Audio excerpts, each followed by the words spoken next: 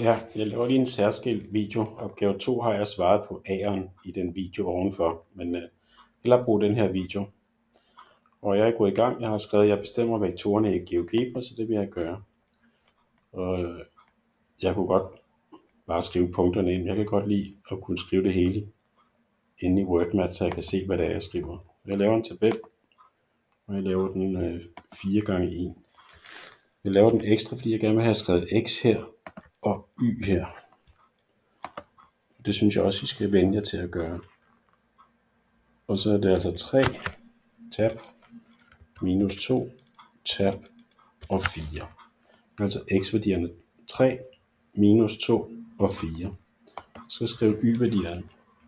Det er 9, tab, 4 og minus 5. 9, 4 og minus 5.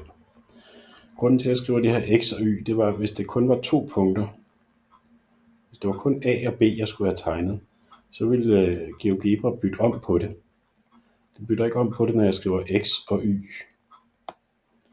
Så det er derfor, jeg gør det. Hvis det kun var de her 2 punkter, så ville GeoGebra bytte om på x og y, hvis jeg ikke havde skrevet x og y sådan her.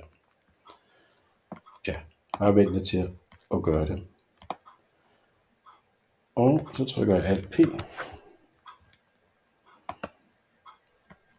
Og jeg har bedt min om ikke at skrive, hvad de hedder.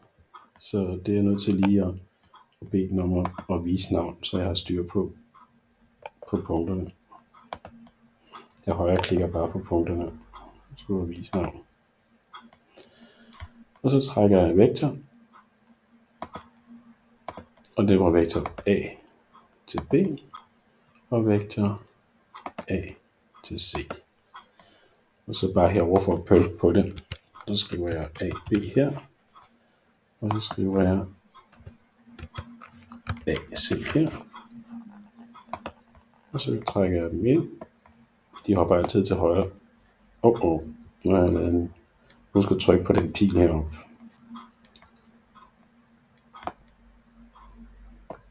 Nu hopper jeg altid til højre, så kun lige ind på tegnefladen. Smukt.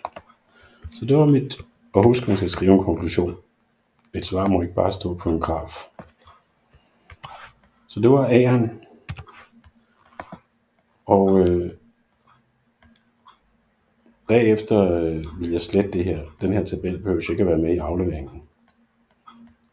Godt. Så skal jeg ned til den næste. Jeg skal beregne. Jeg har allerede skrevet, hvad jeg gør. Jeg beregner arealet i GeoGebra.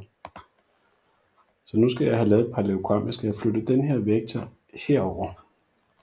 Så jeg bruger den anden vektor fra punkt. Så jeg klikker på det her punkt, og så klikker jeg på den vektor. Så zoomer jeg lige lidt. Og husk, at man skal tage pilen.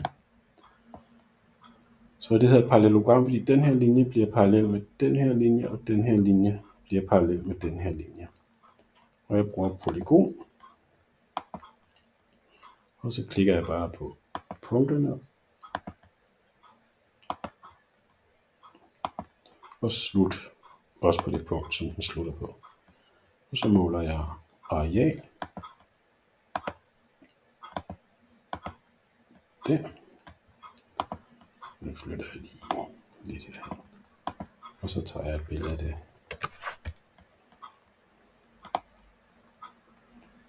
Det kan være, at man skal skrive, at jeg bruger polygonværktøj.